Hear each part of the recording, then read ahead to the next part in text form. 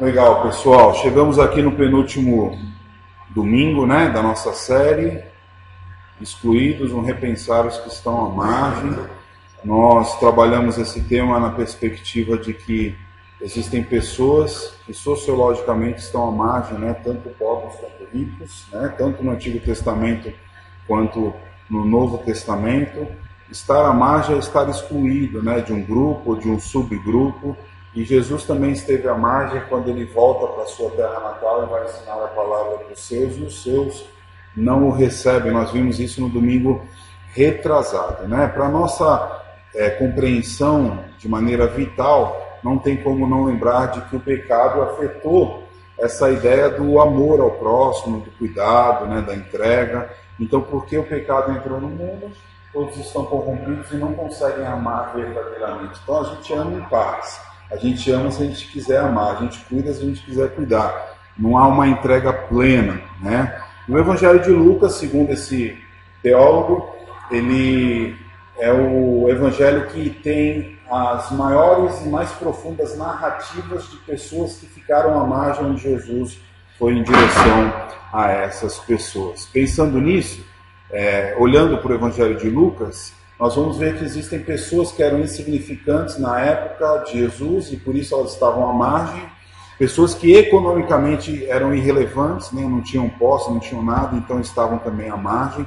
Existiam aqueles coletores de impostos, aqueles líderes que também ficavam à margem do seu próprio povo por estarem envolvidos com corrupção ou com uma liderança incorreta, também nós vemos isso. Os religiosamente impuros, aqueles que não faziam parte dos judeus legítimos, né, eram descartados como samaritanos também, e aquelas pessoas que racialmente eram irrecuperadas, né?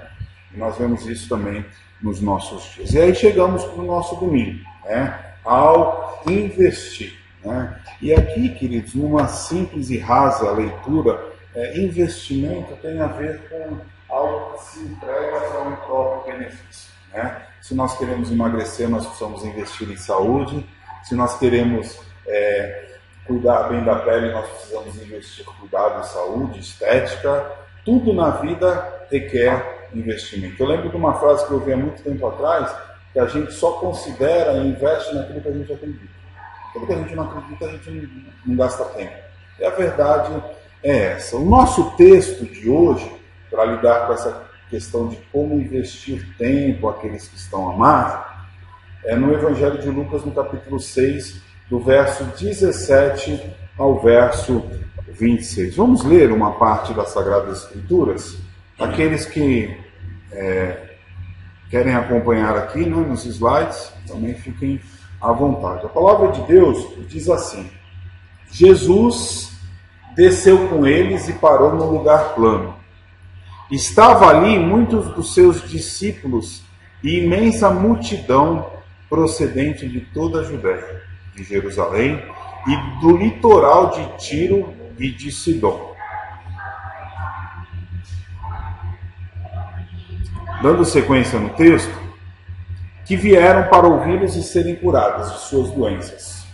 Os que eram perturbados por espíritos imundos ficaram curados, e todos procuravam tocar nele, porque dele saía poder que curava a todos. Queridos, esse texto aqui, eu acredito que houve um erro aqui no slide, nós vamos ver Jesus no Sermão da Montanha. Nós vamos ler versículo por versículo, desde o verso número 17 até o verso de número 26 e 27. Nós vamos ver duas expressões legítimas de Jesus quando ele fala da bênção e da maldição. Bem-aventurados aqueles que fazem isso, isso e aquilo, e ai daqueles que fazem isso, isso e aquilo. Nós vamos ver que Jesus faz uma comparação. Eu peguei uma vinheta dessa passagem que está em castelhano. Eu consegui entender, é fácil de entender. Mas só para vocês terem uma ideia, como Jesus nessa planície, nessa montanha, como era de costume na época, ele subia um pouquinho para que as pessoas vissem ele, e ele se assentava, como diz o texto, e passava a ensinar.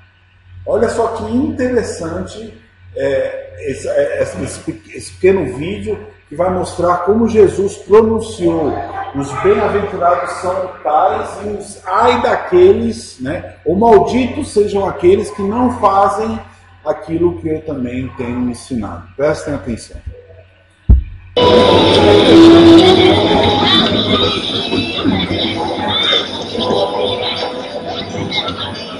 Felices ustedes los pobres, porque de ustedes es el reino de Dios.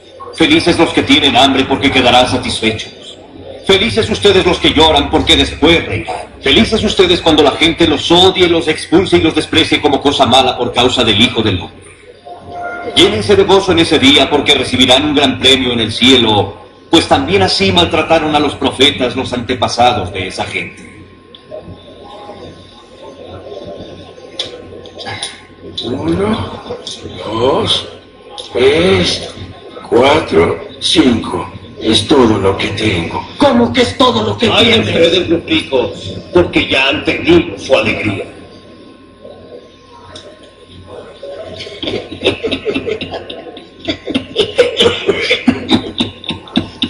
Debe estar loco, no quiere ser rico. Ay de ustedes los que ahora ríen, pues van a llorar de tristeza. Ay de ustedes cuando todo el mundo los alabe, pues así hacían los antepasados de esa gente con los falsos profetas. Legal, é um pequeno vídeo só para fazer o contraste de dois tipos de público. Um que recebia as instruções de Jesus e pegava essas instruções, por isso que ele diz: feliz é aquele que, né? E aí quando Jesus ele dá as instruções e ele vira, existiam aqueles caras que davam as risadinhas. Eu gostei da risadinha, né? Esses miseráveis, né? Você viu a risadinha deles? Ilustra aquilo que Jesus enfrentava, o povo tirando sarro, escarnecendo as verdades deles. E aí ele vira para esses homens e fala: e ai de vocês que fazem isso, isso, isso ou aquilo. Esse texto, queridos, nos dá a primeira grande lição, que Jesus ele investe tempo para anunciar as bênçãos do Pai Eterno. Essa é a primeira grande lição. Jesus ele era Deus, ele não precisava vir como homem, ele era Senhor. Ele se esvazia do seu próprio senhorio, assume a forma de servo, vem estabelecer o reino como havia sido prometido para reconectar o homem a ele. E através disso ele oferece, ele investe o seu tempo e o seu amor para anunciar as bênçãos do céu. Eu quando eu me deparo com essa cena, eu falo: puxa, que coisa linda. Ele não precisava, mas ele me amou. Ele não só me amou e veio e se esvaziou e assumiu a forma de homem, como ele investiu tempo em anunciar as verdades que depois foram compiladas, e é o evangelho que nós temos hoje, é o cânon, né, do Antigo, pelos profetas, por Moisés, e agora o Novo Testamento, que foi escrito por homens inspirados por Deus. E interessante nós pensarmos que essas bem-aventuranças, ou essas dicas de felicidade, feliz é aquele que, está muito claro no texto. Vejamos aqui por que nós podemos entender que Jesus investe tempo e anuncia as verdades, as bênçãos dele para nós. Olhando para os seus discípulos, ele disse: bem-aventurados vocês os pobres, pois a vocês pertencem o reino de Deus. Interessante, né? Feliz é o pobre, porque dele é o reino de Deus. Nós vamos entender isso. Bem-aventurados vocês que agora têm fome, pois serão satisfeitos. Bem-aventurados vocês agora que choram, pois haverão de rir.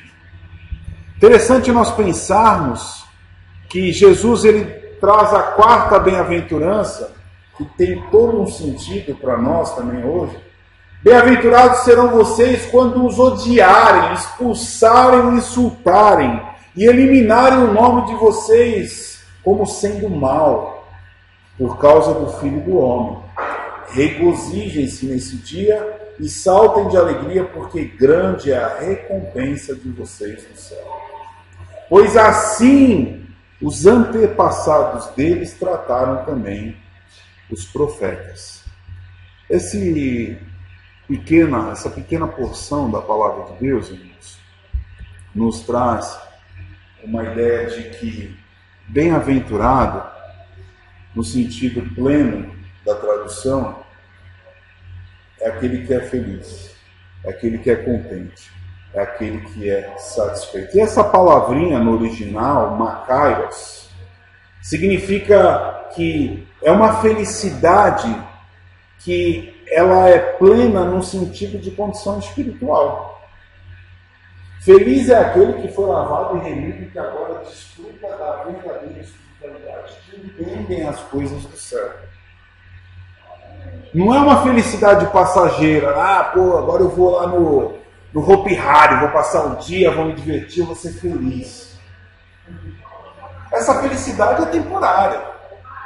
Jesus aqui está dizendo de algo pleno, de algo que só a condição espiritual vai balizar o sentimento da pessoa, trazendo a ela plenitude de vida, de entendimento, de condição mesmo.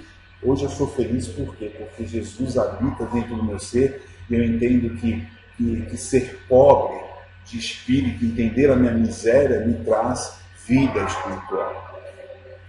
É algo muito, muito amplo. Tanto que Jesus estava numa planície, acima ensinando, e as pessoas não entendiam plenamente. Aí ele começou a ensinar por parábolas para que verdadeiramente os que eram da fé entendessem o que ele estava querendo dizer. Porque a maioria não entendia. Como se eu disser aqui para a maioria das pessoas hoje, no nosso entorno aqui, que feliz é aquele que não tem nada. A pessoa fala, não, você está louco. Feliz é aquele que é rico. Ou seja, o paradoxo do Evangelho nos ensina, irmãos, uma verdade preciosa, que a perspectiva aqui do ensino de Jesus é espiritual. Felizes os que são socialmente excluídos pela sua associação a Cristo. Irmãos, a gente precisa tirar da mente do coração de uma vez por todas, que a nossa felicidade não está aqui. É muito difícil, isso eu luto todos os dias dentro de mim. Porque eu acho, sinceramente, mesmo, todos os dias eu luto dentro de mim, porque eu acho que eu vou ser mais feliz, eu vou estar melhor se eu tiver um bom carro, se eu tiver uma boa casa, se eu tiver dinheiro. Porque eu fui ensinado desde pequenininho a isso. Os meus pais me ensinaram que eu tinha que ser, eu quero dinheiro para ser feliz. Aí eu me entrego a Cristo porque Ele me amou primeiro e agora eu entendo uma situação extremamente oposta. Que a minha felicidade não está nada disso, não está nisso. E aí eu luto todos os dias dentro de mim, porque ao ter algumas coisas eu me sinto feliz. É igual criança hoje, você dá um brinquedinho para a criança, ela fica muito feliz. Daqui 15 minutos ela põe um brinquedinho lá, papai. É igual droga. Você vai dando para potencializar, para aumentar a adrenalina, a pessoa se sentir bem. O Evangelho hoje está assim, irmãos. Tem que ter prosperidade, tem que ter sinais, senão eu não me sinto bem. Senão eu acho que a igreja é fria. Senão não tem graça. Eu preciso ouvir uma música e me arrepiar, senão o Espírito Santo de Deus não fala comigo. E aí Jesus senta no meio daqueles homens e começa a falar que a felicidade é uma outra coisa do que aquelas pessoas estavam experimentando. Interessante, irmãos. Alguns aqui acham que as bem-aventuranças são pré-requisitos para ser discípulos. Ou seja, então eles teriam que fazer algumas obras para que essas obras então trouxessem alegria. Olha só como as pessoas entendiam errado. Ou seja, eu só sou feliz se eu fizer por onde? Então eu vou fazer boas obras e eu vou entregar uma cesta básica porque aí eu fico com a consciência leve, feliz. Porque eu ajudei alguém comigo. A felicidade também não está nisso. O discípulo de Jesus é visto através das bem-aventuranças. Vós, os discípulos, são achados como que desfrutando da graça e, portanto, se sente pobre. mas não pobre da matéria, pobre do vazio espiritual. Quando eu entendo que eu sou pecador e em mim habito mal, porque eu não faço o que é bom, às vezes eu tenho inveja, às vezes eu tenho raiva, às vezes eu quero brigar com meu vizinho, às vezes eu quero fazer um monte de coisa que não é legal. Esse é o vazio espiritual. Queridos, eu tenho dito aqui nessa série, quer ir bem na sua vida, entenda a sua pecaminosidade, se renda ao seu estado de miséria. Nós somos depravados mesmo, nós nascemos assim. A palavra de Deus diz que minha mãe me concebeu em pecado, né? Ou seja, eu sou pecador desde o ventre. E eu nasço assim, quando eu nasço eu não quero dividir o pirulito. Pequenininho, né? Igual barato, quando eu vejo criancinha, né? Você dá um pirulito, aí chega outro, eu também quero, tipo, divide para não é meu. A palavra é a primeira, porque você não precisa nem ensinar isso, irmão, já está dentro deles. Né? A Dani, minha sogra, falava muito isso, né? A semente adâmica, né?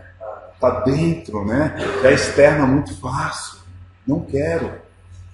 Nós estávamos conversando hoje no café da manhã com a Ana lá em casa, e estava dizendo esse negócio de repartir lanche na escola, né? E é engraçado isso, porque a Gabi falou assim, ai mãe, mas você não põe muito, eu não tenho como repartir. O que você já põe já é muito pouco, e se eu repartir o que eu tenho, né? Olha que barato! Você acha que a gente põe pouco? Olha que barato que as pessoas, elas, já desde pequenininho, já exalam, né? Essa corrupção nossa. É impressionante isso. Portanto, irmãos, eu quero que você entenda que Jesus, ele vai investir aqui tempo nas pessoas para anunciar aquilo que era extremamente relevante para a vida. Era espiritual. Não tem nada a ver com material. Ainda que o Senhor nos abençoe, a gente pode ter um carrinho, né? A gente pode ter boas condições, se vestir bem, né? Mas as bem-aventuranças aqui estão ligadas à perspectiva espiritual. Vejamos. Jesus realizou, queridos, algo além do físico aqui, né, e do material. A perspectiva dele aqui é tratar o aspecto espiritual, trabalhar as entranhas do povo, dos irmãos. Quando ele fala aqui, feliz, vamos acompanhar aqui atentamente no texto, porque a gente vai entender, verso 21. Bem-aventurados sois vós que agora tende fome. Verso 20. Então, olhando para os discípulos, disse: Bem-aventurados sois vós, os pobres, porque o reino de Deus é vosso. Né? Nós vamos entender aqui que essa pobreza é reconhecimento do estado de miséria, né? A sua pequenez em relação à grandeza de Deus, né? Quando eu entendo o vazio espiritual, você já se sentiu em casa parecendo só? Não tenho nada. Aí começa a brotar um monte de sentimento. Ai, que droga, eu já estou viajando. Aí você abre o Facebook e vê o pessoal postando foto no iate, né? Postando foto no barco no avião, né? Postando foto numa mesa bem bonita de um restaurante. E aí você está lá, comendo ovão olhão, né? Ovo frito com arroz duro, seco, né? Você fala, gente, olha como é degradante a nossa situação, né? E aí, Jesus vem falar assim, ó, bem-aventurados sois, ou felizes são vocês, os pobres. Por quê? Tem uma sequência lógica aqui. Jesus está dizendo, felizes são vocês que entendem que vocês não têm nada. Ou que nada tem em vocês que chame a atenção dos meus olhos. Eu decidi amar vocês como vocês são. Agora, você será feliz mesmo se você entender que você é pobre de espírito. Ou seja, que você está desconectado do Pai. E que é necessário a cruz. E a cruz te traz plena realização e felicidade. É o entendimento da grandeza de Deus e da nossa pequenez. A palavra de Deus diz que esse vazio espiritual que não encontra nada em si mesmo, e sim tudo em Deus. Essa é a realidade. Ou seja, Deus é tudo e eu preciso dele. Eu não tenho, eu preciso dele, eu preciso ser cheio dele. Ou seja, se vocês se sentirem assim, vocês serão felizes. Segunda coisa, bem-aventurados, verso 21 agora. Sois vós que agora tendes fome, porque ficareis satisfeitos. Essa fome aqui, irmãos, é a fome de alma. É a descrição física, mas de um vívido desejo de se alimentar das coisas do alto. É aquela ideia aqui, não, eu acordei hoje e estou me sentindo seco, vazio. Eu vou lá adorar a Deus e ouvir a palavra de Deus. Eu preciso me alimentar de Deus. Quem tem esse sentimento, feliz será. Não, eu estou legalzão, bati mal o cafezão da manhã, irado. Agora eu vou dar uma volta, eu vou lá para Pedra Grande, vou passar o meu dia, vou curtir. Legal, você vai passear e você vai admirar tudo que Deus fez. Mas feliz você será se você entender que você precisa se alimentar das coisas do alto. Isso aí, ou glória, né? Isso aí, é verdade. Dá um glória a Deus aí bem alto, né? Eu estava vendo um pastor esses dias, né, pregando, e o povo não respondia. Ele, irmão, será que alguém pode dar um glória aqui? Né? Aí o pessoal se soltou, né? O pessoal ficou meio preso. Mas na verdade é essa, irmãos. Felizes são aqueles que precisam da palavra, do Deus eterno, da palavra viva, que enche, que sacia, que mata a sede. Felizes são esses.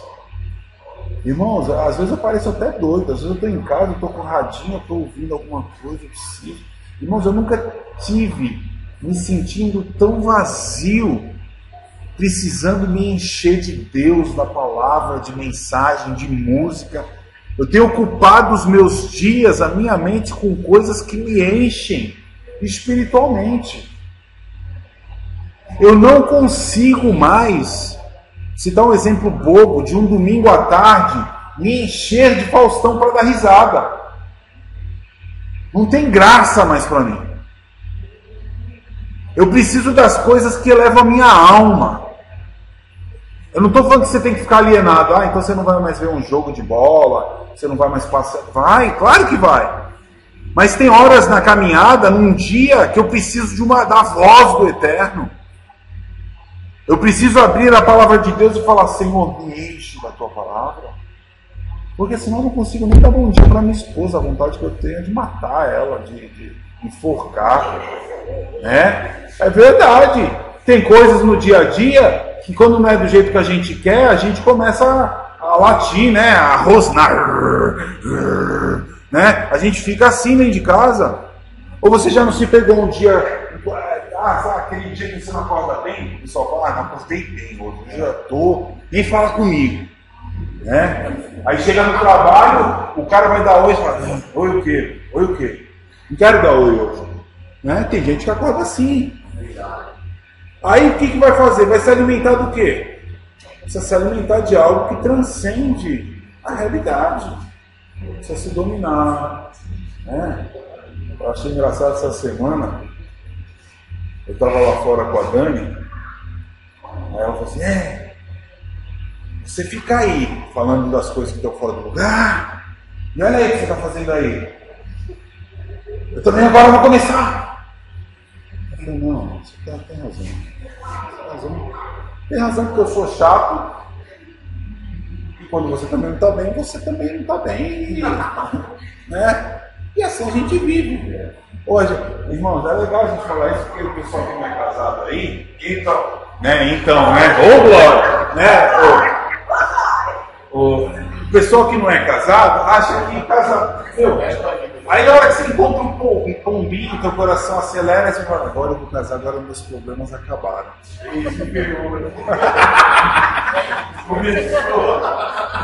Né? Gente, doce ilusão, né? Eu quando era solteiro eu falei, eu vou casar, acabou minha crise, acabou meus problemas, né? Na verdade são outros que aparecem, né?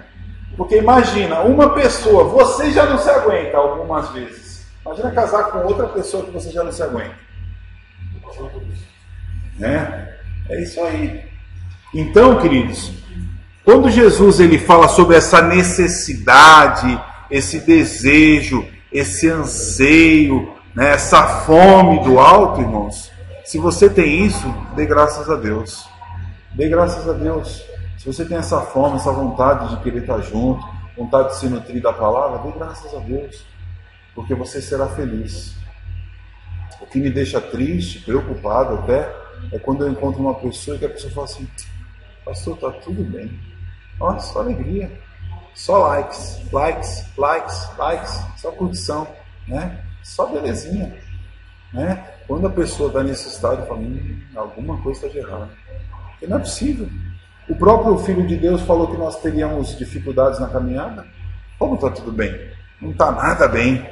Estou precisando crescer. Então, essa fome aqui é o desejo de entranhas de se alimentar das coisas do alto. Terceiro lugar, bem-aventurados, no verso 21 ainda, bem-aventurados sois vós que agora chorais, porque havereis de rir, né?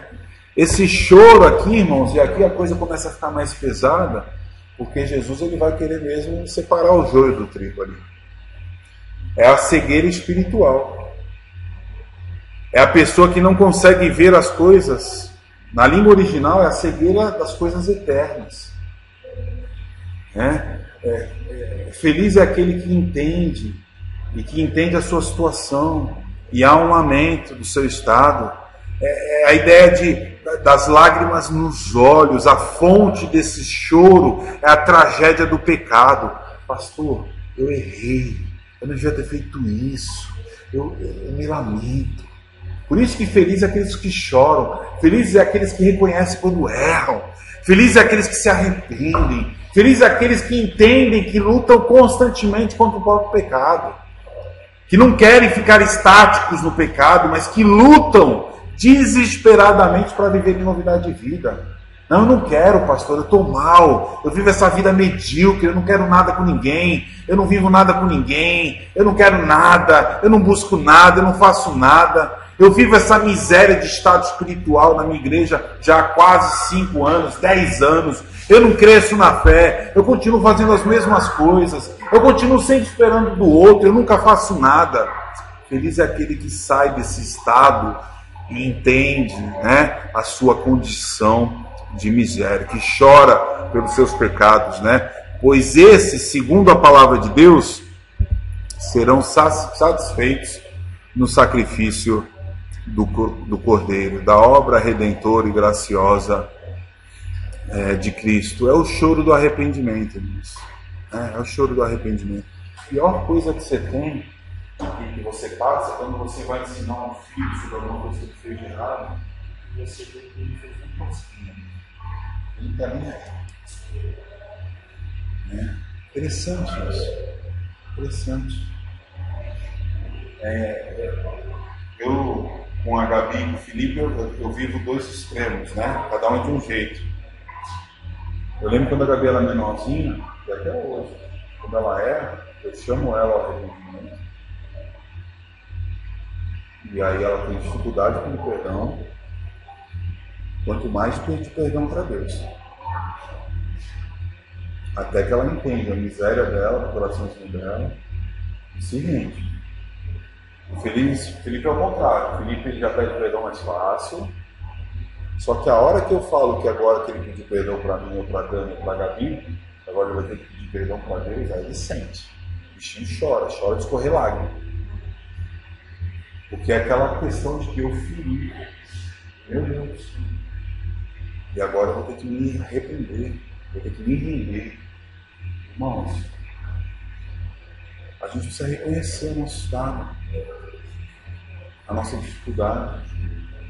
Pastor, eu estou mesmo nessa vida aí, eu não faço nada que dá certo na minha vida.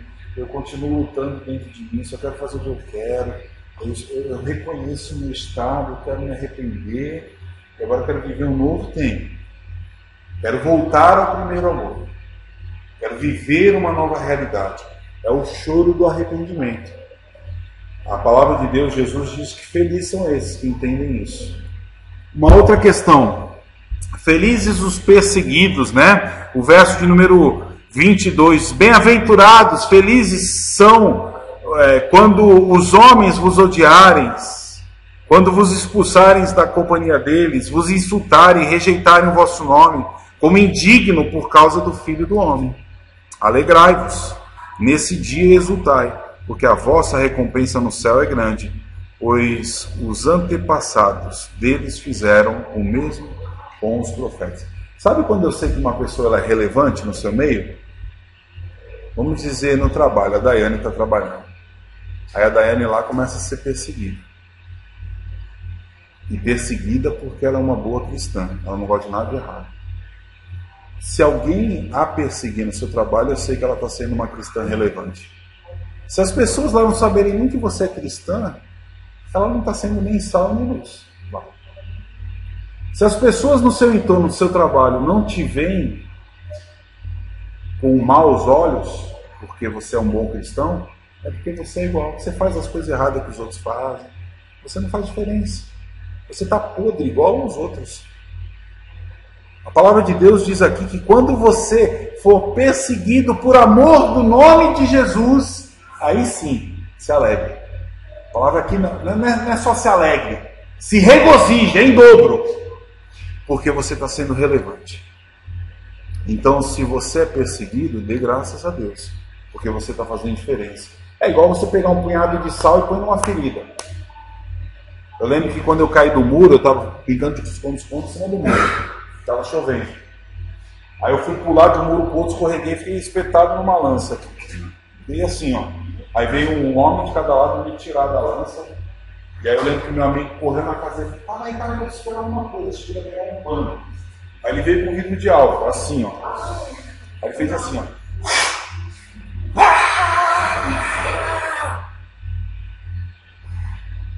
Desinfetou.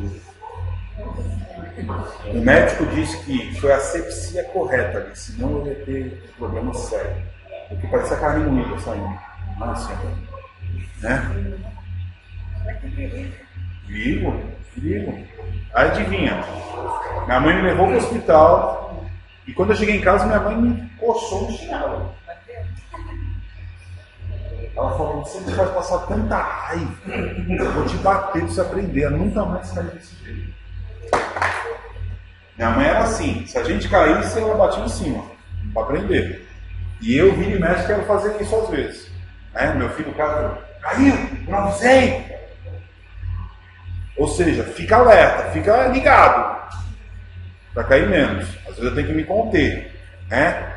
Porque a gente avisa, quem avisa amigo é, né? Diz o ditado. Mas, queridos, por que eu usei esse exemplo da asepsia? Se você chega num lugar onde há podridão, onde há degradação, você tem que ser o sal ali, você tem que conter a degradação. Lá antigamente na fazenda, o pessoal matava o boi e não tinha luz, o que eles faziam? Salgava a carne. Ou enfiava na banha, né? Eu vivi isso no Mato Grosso, lá onde a gente tinha os pontos de pregação, não tinha luz.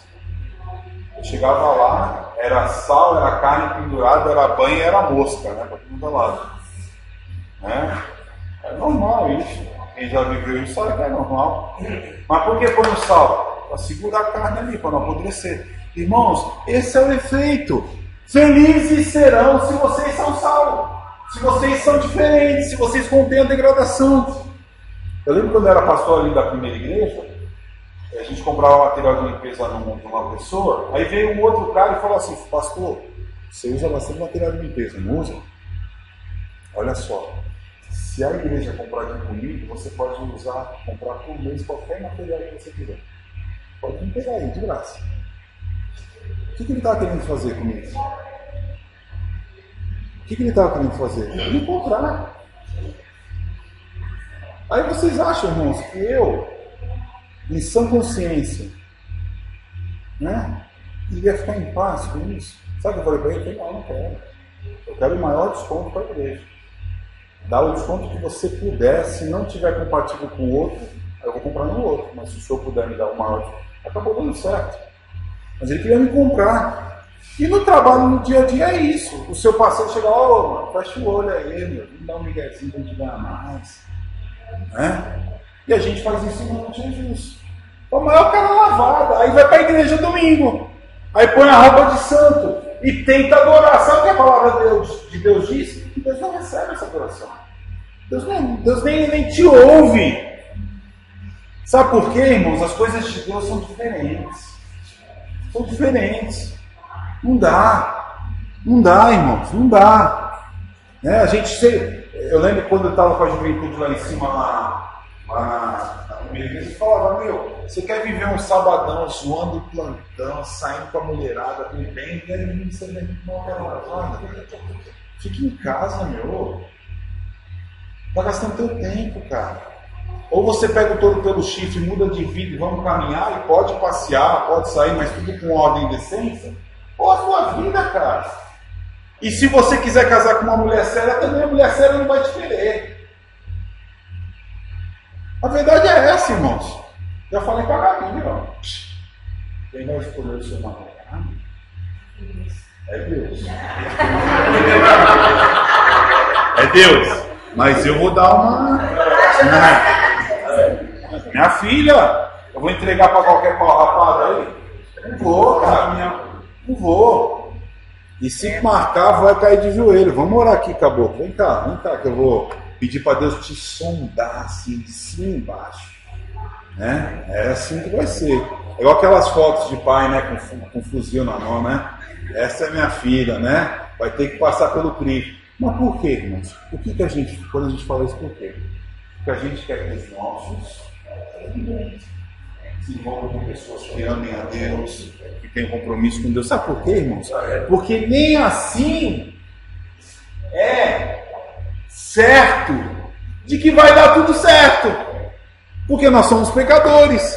Mas as chances de dar errado diminuem. A verdade é essa. Portanto, irmãos, Jesus investe tempo para anunciar as bênçãos. A perspectiva aqui é espiritual. Segundo lugar, Jesus investe tempo para alertar seus seguidores e demais. E aqui, irmãos, a coisa começa a ficar apertada para o povo que estava ouvindo. Olha o que diz o texto. Ai de vocês os ricos, pois já receberam sua consolação. Ai de vocês que agora têm fartura, porque passaram fome.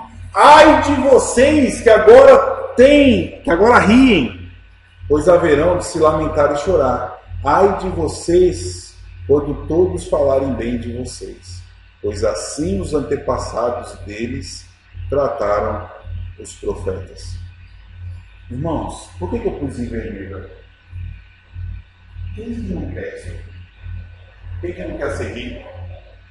Quem que não quer fartura?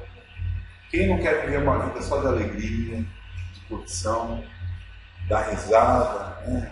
A boca larga, né? Dar risada à vontade, né? Tranquilo.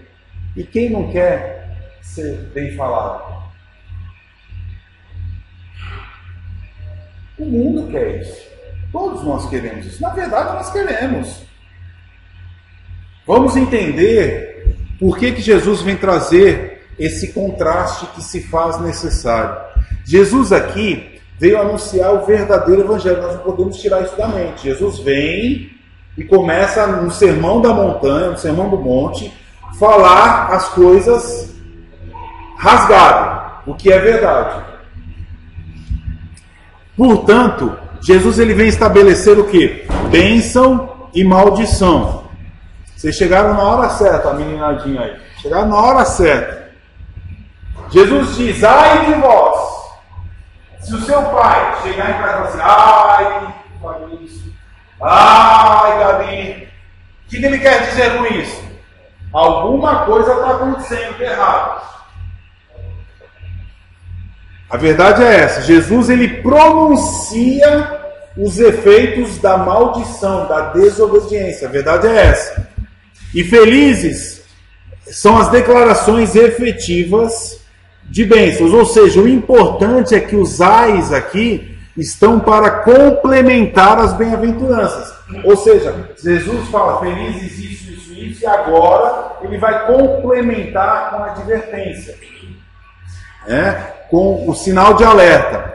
Ou seja, ele vem estabelecer o que? A confiança para balizar a sua emoção, o seu coração, porque onde estiver o teu tesouro estará também o teu coração. Irmãos, isso foi tão difícil para mim, tirar o meu ídolo do coração, o Santos, dentro de mim. Não, estou falando de bênção. Irmãos, tirar de dentro de mim, para que ele fosse o segundo, e que Jesus realmente fosse o primeiro, até hoje, quando vai ter uma programação e tem jogo, eu fico, me dá um ciricutico. A minha vontade até de mudar de horário a programação. Eu estou sendo sincero com vocês, é uma coisa que eu tenho que lutar todo dia.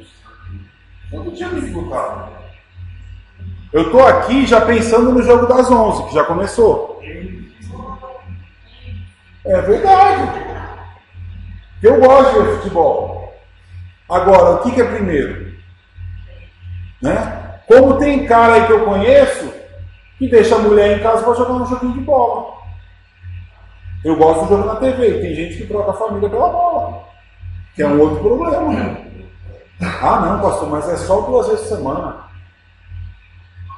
Ah, mas é só 5 vezes por semana. Ah, mas é só 7 vezes por semana. Não interessa, irmãos. Cada um tem uma fraqueza e cada um vai ter que lutar contra a sua fraqueza. Como tem gente que não larga o celular, é um demônio prendendo a mão.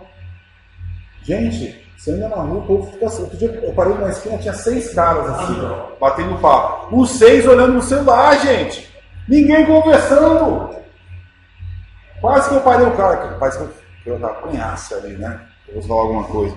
Mas a ideia é essa, que Jesus faz o alerta aqui. Ou seja, Jesus é assertivo quanto ao foco do andar e viver nesse mundo. Jesus alerta quanto à satisfação nas coisas materiais e não nas coisas espirituais. E a advertência está nisso. A advertência está nisso. Mas quando nos pratica, é as coisas materiais, não são as espirituais. Por isso que você luta esses ídolos no teu coração. Porque na verdade eu não sou o primeiro na tua vida. Se Jesus estivesse aqui, ele falaria isso. Certamente. Mas não desse jeito que eu estou falando rasgado. Ele contaria uma parábola para você entender. Para quando você colocar a cabeça para vocês, não conseguir nem dormir. Porque a parábola tinha esse jeito, né? A parábola ficava martelando na mente do cara. Né? Por isso que eu falava para a minha mãe, pelo amor de Deus, me bate. Não fica falando na minha cabeça, me bate. Vem me dar uma paulada, já sai, eu já fico tranquilo, a dor passa. Agora o que você fala, fica aqui, ó, na mente martelando. Portanto, irmãos, olha só, para a gente ir para a parte final. Esse contraste entre pobre e rico, né? Que quer dizer que a pobreza espiritual está contrastada com a riqueza temporal. Quando Jesus fala, felizes aqueles que são pobres, felizes aqueles que entendem o seu vazio, contrasta com a riqueza. Não tem sentido, irmãos. Né? O que adianta você ganhar o mundo inteiro e perder o quê? Perder a alma, é isso que Jesus está querendo dizer. Felizes os que têm fome. Por quê? Porque serão fartos. Quem tem fome e sede de justiça, quem quer fazer o que é verdade, quem quer ser salvo em luz do seu trabalho, quem quer fazer diferença vivendo a verdade, mesmo que você perca dinheiro, mesmo que você perca as coisas, você será farto. Você será farto de paz. Você será farto da verdadeira justiça. Porque os caras ganham, aí depois perde, com psicólogo, psiquiatra, casa de saúde, vício, cocaína, não sei o quê. Perde. Não queria ganhar tanto? A gente esquece disso, irmãos. Por quê? Porque tem que saciar o desejo, né, da carne. Ou seja, os prazeres do mundo não saciarão a alma. A verdade é essa. Felizes os que choram, porque eternamente irão. Ou seja, a ideia aqui, quando Jesus fala desse ai, lamento e choro são as marcas daquele que é quebrantado no coração. Sente a sua podridão, a sua luta.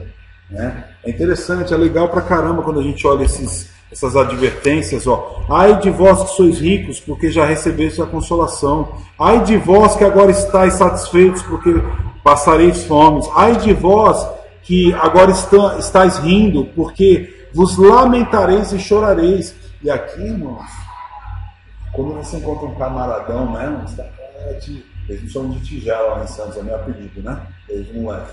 Eu comia na tigela, não gostava de prato, eu gostava de tigela. É.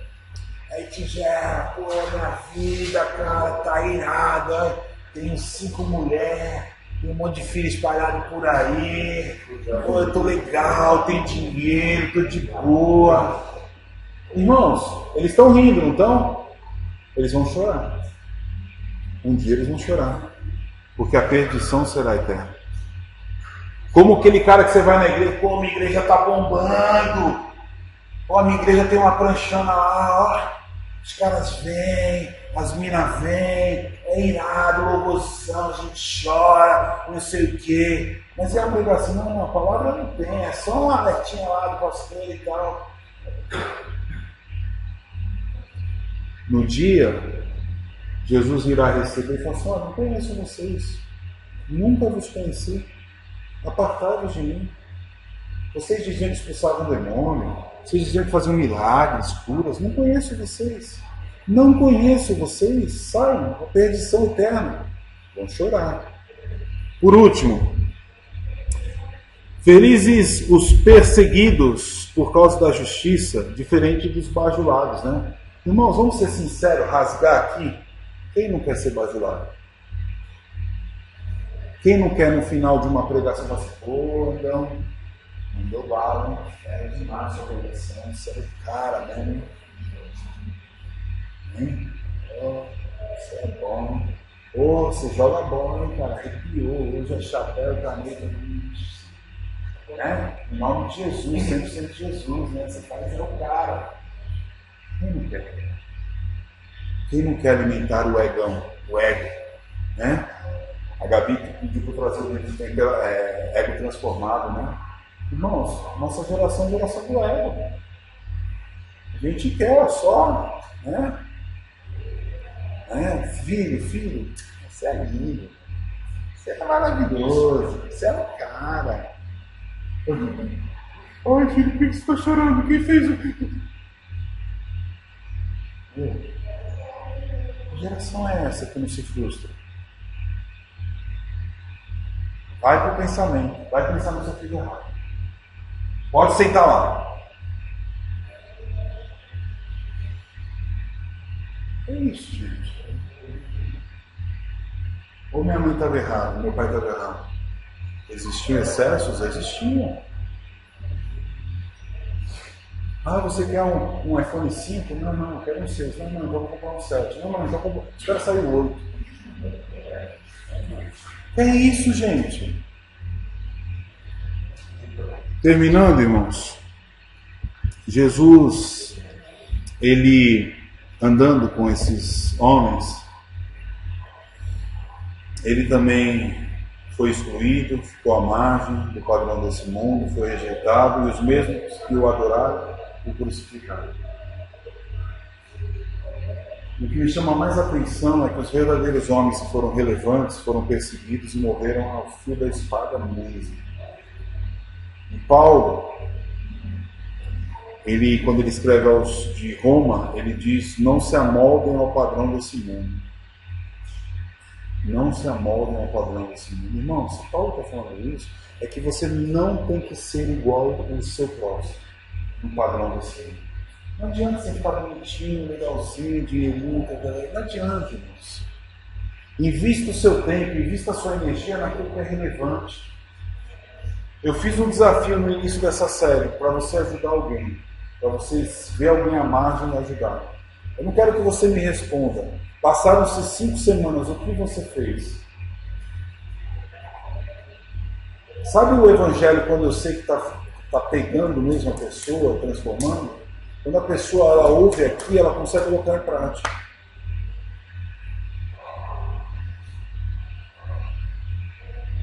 A gente tem que estar pronto, irmãos. A gente precisa responder à necessidade desse mundo.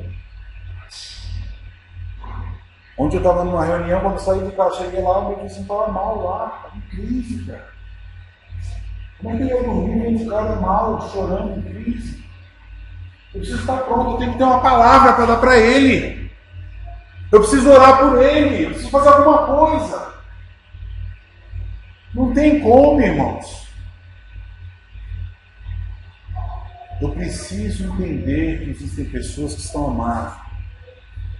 E eu preciso estar pronto para fazer a diferença, ser sal e ser luz. Eu quero terminar aqui, ó.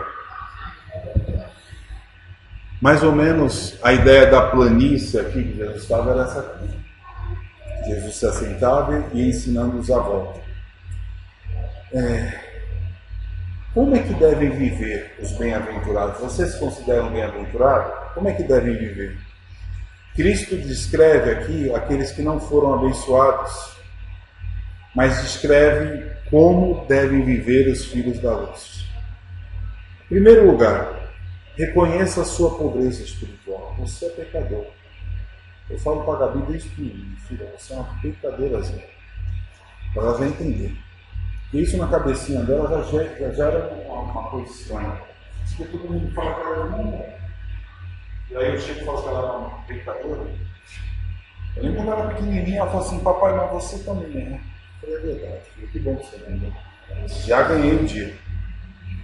A verdade é essa: reconheça a sua pobreza espiritual. Não adianta, é cabelinho, é corpinho, é bonitinho, é bombadinho, é fortinho. Não, mas se por dentro tiver uma miséria, não adianta de nada.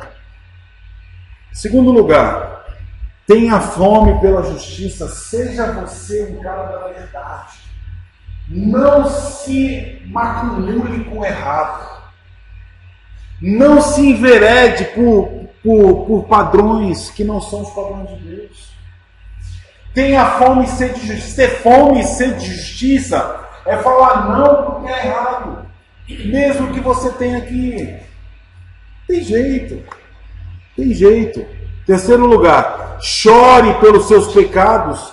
Chore pelo pecado do povo. Chore. Se derrame diante de Deus. Fala: Senhor, eu fiz errado, eu não deveria fazer isso. Me perdoe. Mas mude. Mas mude de vida. Por último, se alegre em meio às perseguições. Se você não é perseguido, cuidado, porque alguma coisa está errada. Eu adoro quando alguém chega para mim e fala: esse pastor Fabiano. Eu gosto, adoro, porque é isso mesmo, eu não sou mesmo, não sou nada. Eu preciso da graça dia após dia. E quais são as bênçãos? Em primeiro lugar, o reino de Deus. Em segundo lugar, o sorriso no lugar do choro. Em terceiro lugar, a fartura no lugar da fome. Fartura espiritual. Em quarto lugar, o regozijo, a alegria, a gratidão, o galardão no lugar do sofrimento, da dor e do luto. E é por isso que nós estamos diante da mesa. Uma mesa tão simples, irmãos. Olha só. Mesa essa tão simples. Onde Jesus, na noite que foi traído, ele reuniu o povo e disse: olha, é a nossa última ceia. Eu vou, mas vocês continuem aí, comendo do pão, bebendo do cálice, até que eu volte. Continuem firmes aí. Sejam sal da terra e luz do mundo. Vamos orar para a gente poder participar da ceia? Senhor, nós não somos nada mesmo. Não temos nada. Precisamos da Tua graça. Queremos agora colocar os nossos corações diante de Ti, pedindo perdão pelos nossos pecados. Sabemos e temos a convicção plena de que em nada não existe nada de bom, a menos que o Teu lavar, o Teu regenerar e o Teu transbordar de graça tenha feito e fez essa obra sobrenatural na nossa vida. Por isso, ó Pai, nós queremos agora pedir a Tua bênção sobre esses alimentos, sobre esses elementos, para que ao comermos do pão e bebermos do cálice estejamos anunciando a morte do Teu Filho Jesus, até que Ele volte. Nos ajude, Pai, nos agracie, em nome de Jesus. Amém. A palavra de Deus diz, irmãos, que na noite que Jesus foi traído, Ele tomou o pão, deu graça, partiu e disse: isso é o meu corpo que é dado por vós. Depois, por semelhante modo, pegou o cálice dizendo que a nova aliança no sangue dele, derramado em favor do seu povo. Você que está em plena comunhão com Deus, é membro de qualquer igreja, genuinamente do Evangelho, coma do pão e beba do cálice em nome de Jesus. Convidar o Osés e o Anderson que vão ministrar os elementos, e você que vai participar, se coloque em pé, receba, se assente até que todos recebam e juntos comam do pão e bebam do cálice. Eu queria, enquanto os irmãos estão ministrando, fazer você pensar que podem sentar, tá? Até que todos recebam. Esse contraste, irmãos, no caminhar, ele é extremamente forte. Eu queria fazer 4 ponderações enquanto os irmãos estão distribuindo a ceia. Primeira delas, prestem atenção. Olha só que interessante. O verdadeiro discípulo reconhece a sua pobreza espiritual. O verdadeiro discípulo reconhece a sua pobreza espiritual. O ímpio, o rico, ele se basta em si mesmo. Segundo lugar, o verdadeiro discípulo reconhece a sua retidão, ou seja, quer viver uma vida reta, porque tem fome e sede de justiça. Enquanto o ímpio quer só prazer, curtição e vida boa e regalada no pecado. É o outro contraste que Jesus fez nessa reflexão. Em terceiro lugar, o verdadeiro discípulo chora pelos seus pecados, enquanto o ímpio dá risada e tira onda. Como a gente vê gente tirando onda? Até nas igrejas. E por último, o verdadeiro discípulo é perseguido por viver a verdade e sofrer por Cristo, enquanto os ímpios querem os louvores, a honra, a fama, a pompa deste mundo que geram poder e pseudo-felicidade. É uma das coisas que o ser humano, o homem, o macho, quer: poder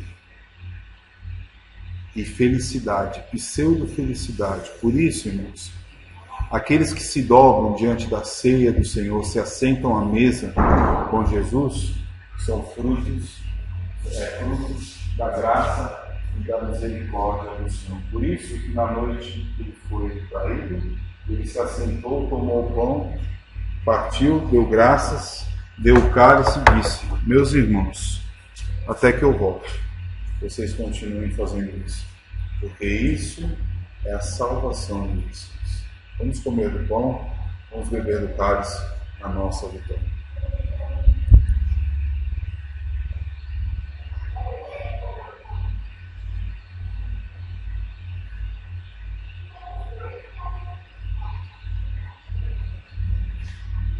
Pai, obrigado, Senhor, por essa manhã. Leva-nos em paz para os nossos lares e que desfrutemos de vida, de alegria e de paz nessa semana. Livra-nos do mal e que o grande amor de Deus, queridos, a graça de Jesus Cristo, o nosso Salvador, e o poder sobrenatural do Espírito Santo, nosso Consolador, repouse sobre nós, a Igreja do Senhor, desde agora, para todo sempre. Amém. Deus abençoe, queridos. Até domingo que vem, nesse mesmo horário, para finalizar a nossa série. Um grande abraço.